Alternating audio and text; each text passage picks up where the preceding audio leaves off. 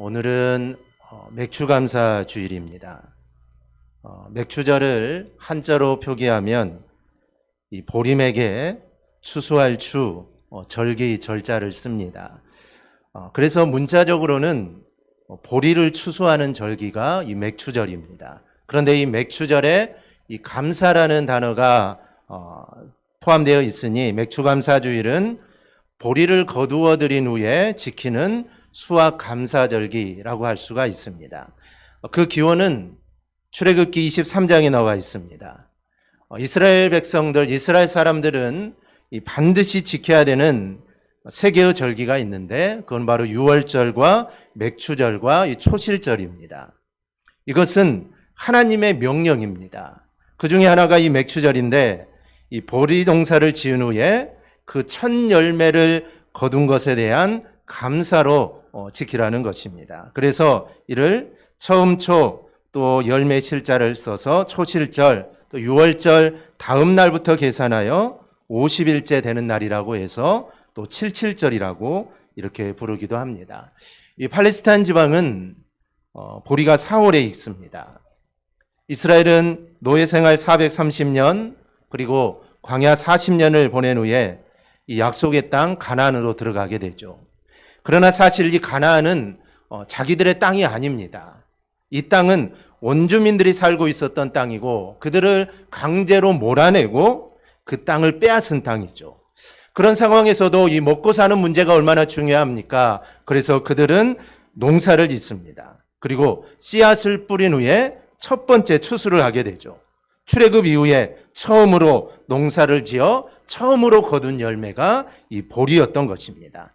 여러분이 얼마나 감동이겠습니까? 고작 보리밖에 되지 않지만 이스라엘에게는 자그마치 470년 만에 처음으로 자신의 손으로 씨앗을 뿌려서 누구에게도 빼앗기지 않고 온전히 거두어 드리게 된 것입니다. 바로 이런 감사, 이런 감격의 순간을 너희는 잊지 말고 기억하고 절기로 하나님께 드리라는 것입니다. 이것은 하나님께서 농사를 지을 수 있는 농토도 주셨고 이른 비와 늦은 비를 주셔서 또 추수할 수 있게 하심에 감사를 의미합니다. 지금까지 살아온 삶에 대한 감사를 잊어버리지 않기 위해 우리가 지키는 절기가 이 감사절입니다. 요즘은 보리 농사를 많이 짓지 않습니다. 이제 잘 살다 보니 이제는 보리 농사를 많이 짓지 않습니다. 그래서 이 맥추감사주일은 이제는 지킬 필요가 없다. 보리 농사도 하지 않는데 특히 도시 같은 경우는 보리 농사 하신 분 아무도 없으시죠. 그러니까 이 맥추감사절기는 이제는 지킬 필요가 없다라고 말하기도 합니다.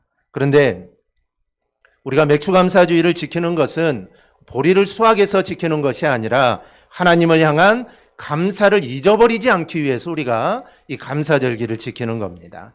때를 따라 도우시는 하나님의 은혜와 또 사랑에 우리가 감사하는 마음을 갖는 것은 우리 신앙에 있어서 아주 중요합니다. 그런데 우리는 오늘 우리가 받아 누리는 것들에 대해서 우리는 감사하지 못하고 또 당연한 것처럼 생각할 때가 얼마나 많은지 모릅니다. 그런 우리의 신앙을 깨우쳐주는 것이 감사절이고 또 그 중에 하나가 이 맥추 감사주일입니다. 그러므로 우리는 이 감사절을 맞이할 때마다 나에게 감사할 일들이 무엇인가 살피고 또 감사할 일들을 주신 하나님께 우리는 감사로 영광을 돌려야 합니다. 그러면 하나님께서는 감사하는 자에게 더 큰 감사를 반드시 주실 것입니다. 그러므로 우리 모두 늘 감사하며 살아가는 우리 성도들이 되기를 축복합니다.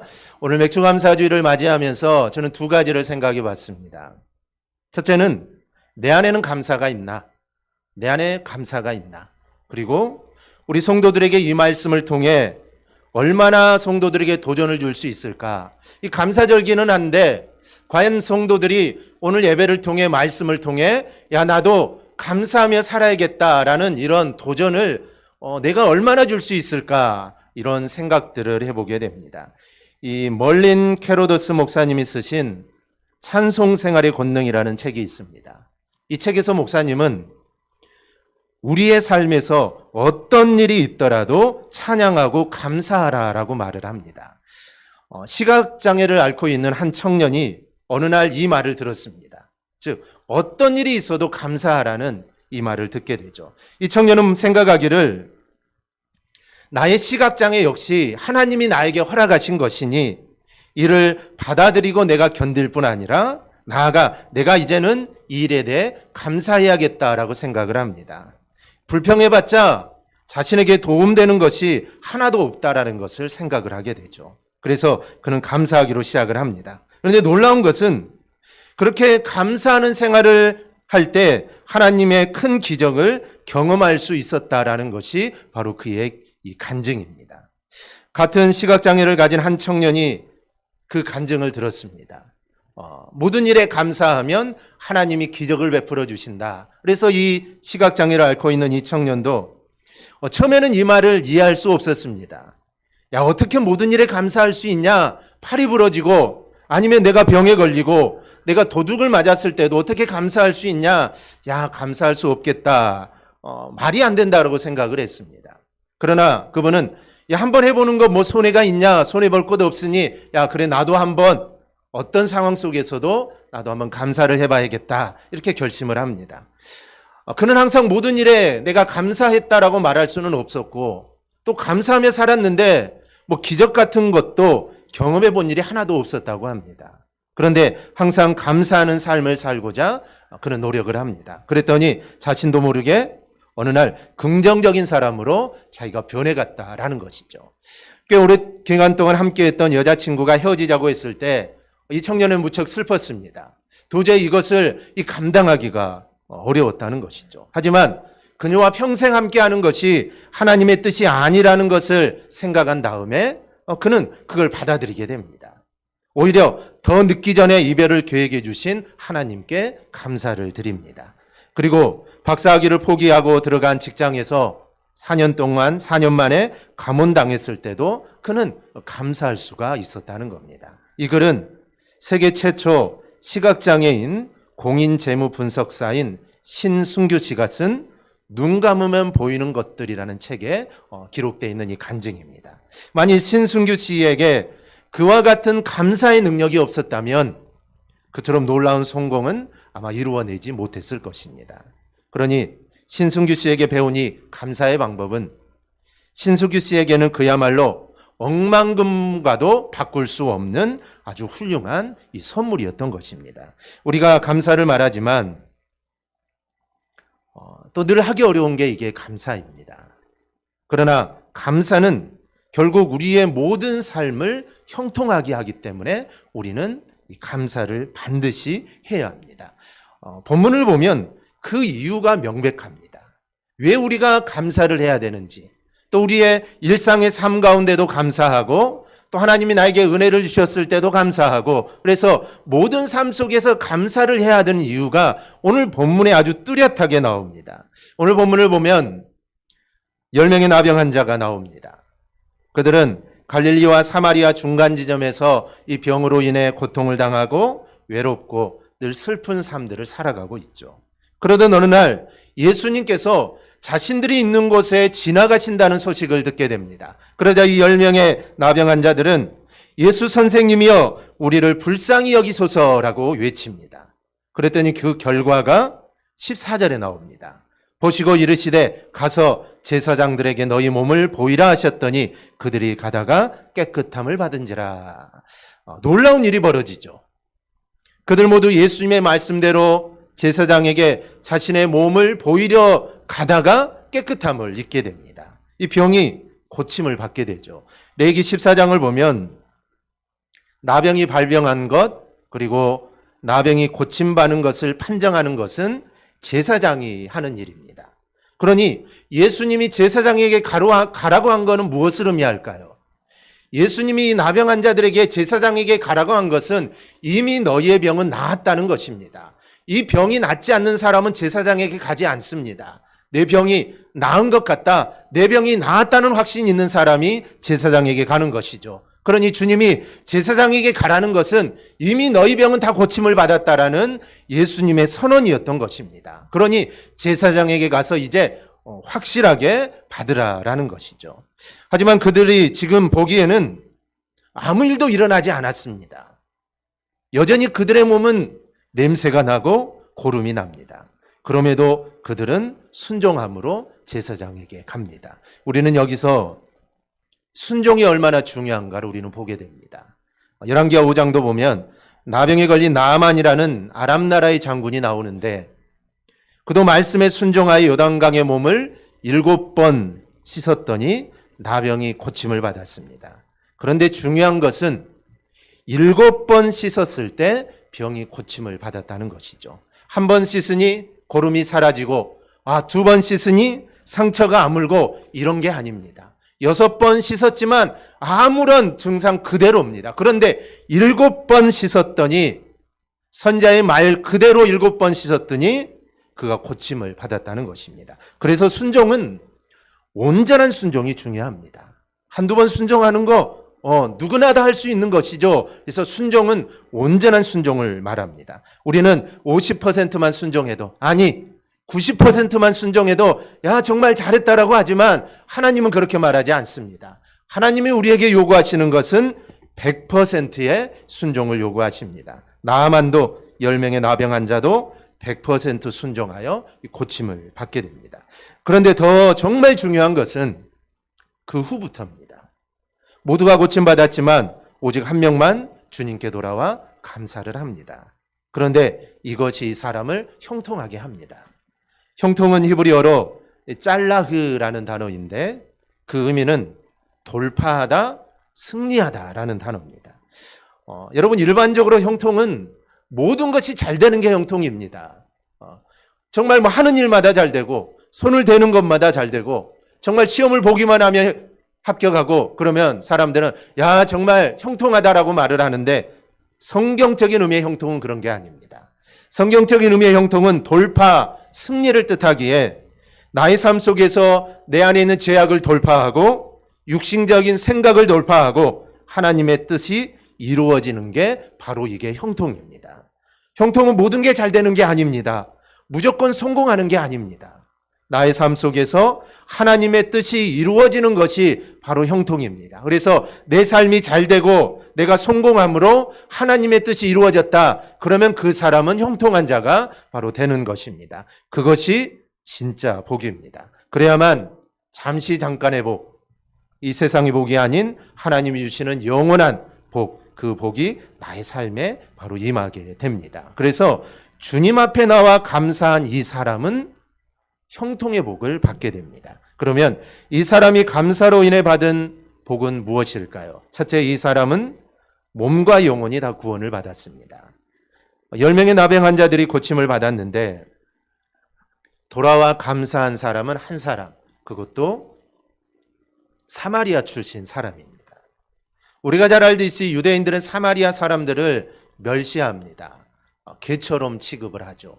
그 이유는 사마리아인들은 그 혈통을 잃어버렸기 때문입니다. 유대인들은 유대인의 혈통을 정말 중요하게 생각하는데 이 북이스라엘의 아수르에 멸망할 때 아수르가 사람들을 사마리아로 이주를 시킵니다.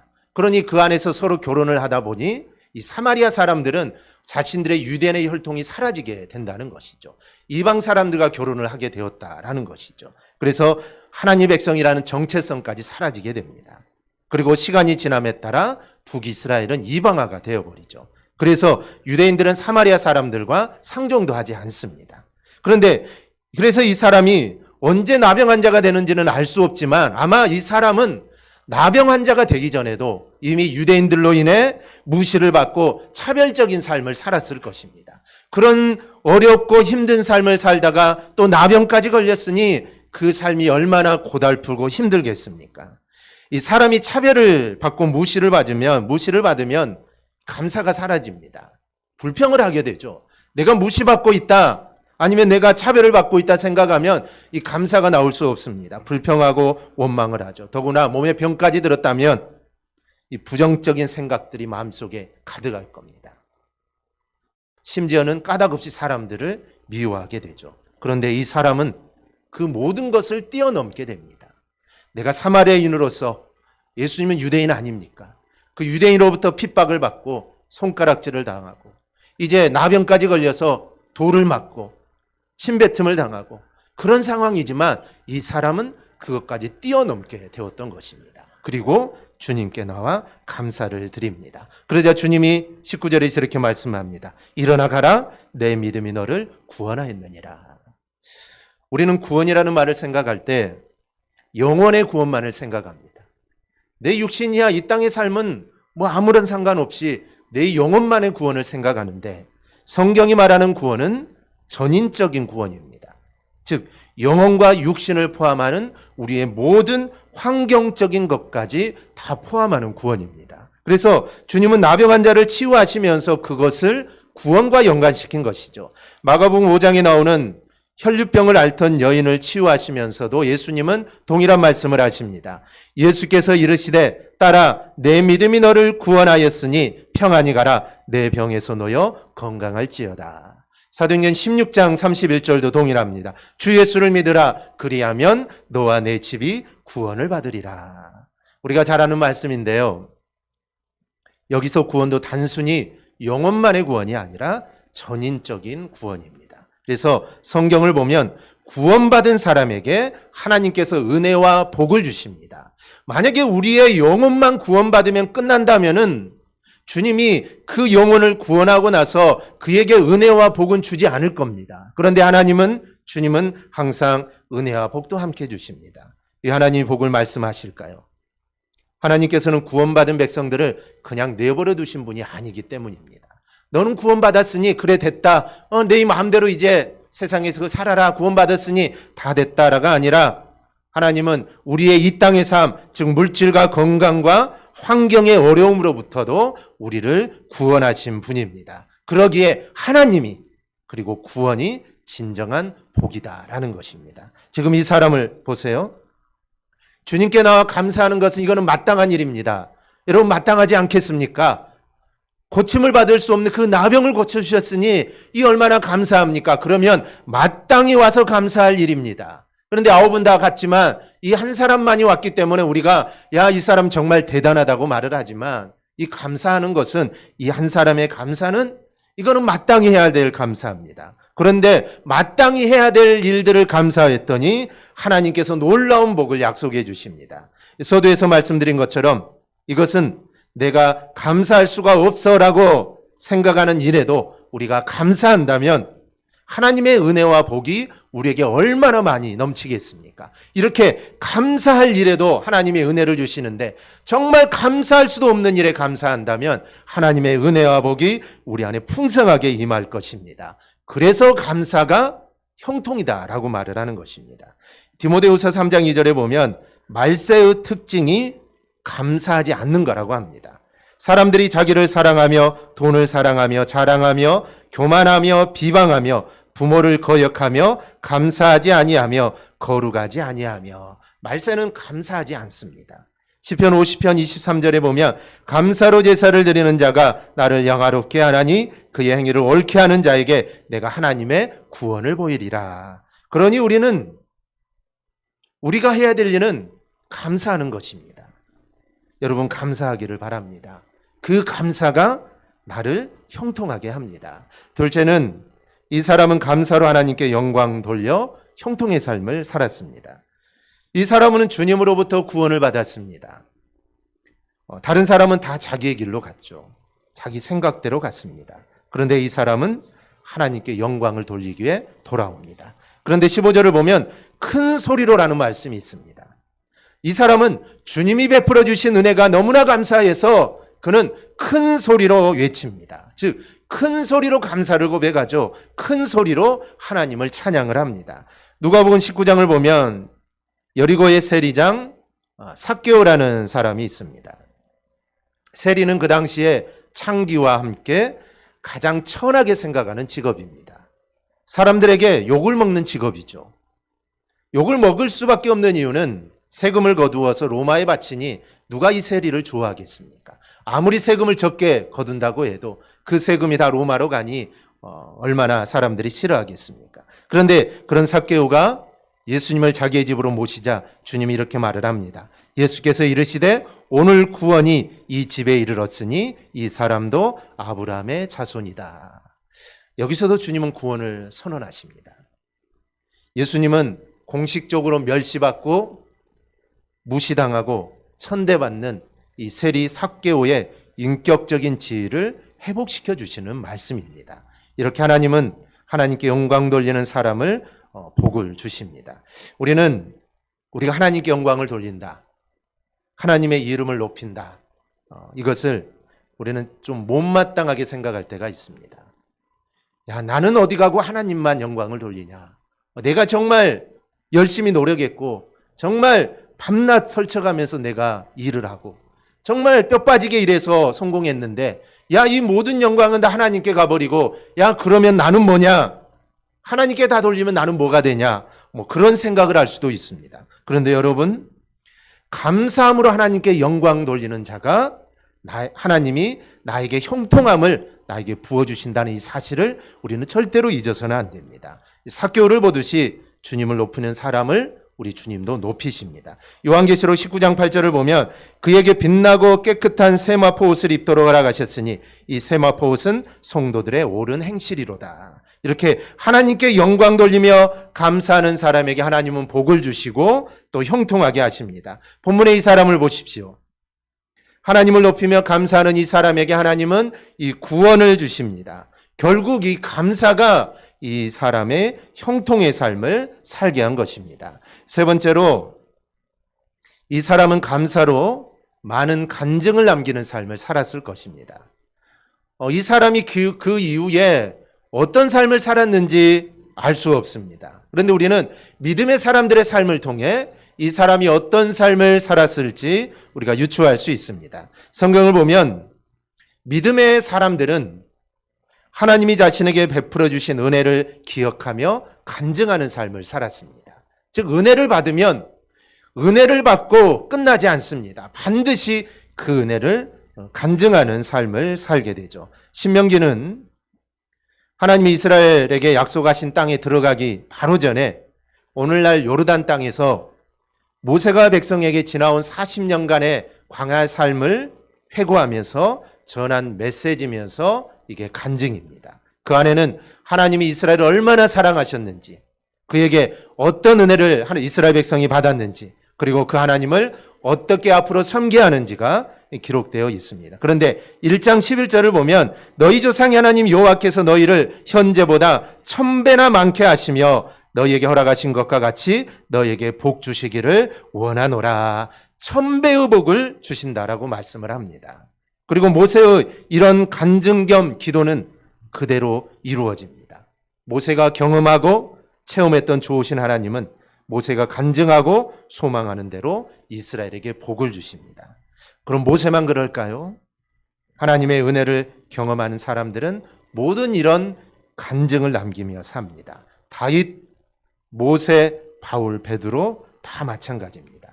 그리고 그런 간증만 남기는 게 아니라 계속해서 믿음으로 살아 또 다른 간증들을 만들어 가는 것입니다. 그러기에 이 사람도 그런 삶을 살았을 것이 분명합니다. 주님으로부터 그런 은혜를 받았으니 그 은혜를 간증하며 살았을 겁니다. 그렇다면 우리도 많은 믿음의 간증을 남겨야 되지 않겠습니까?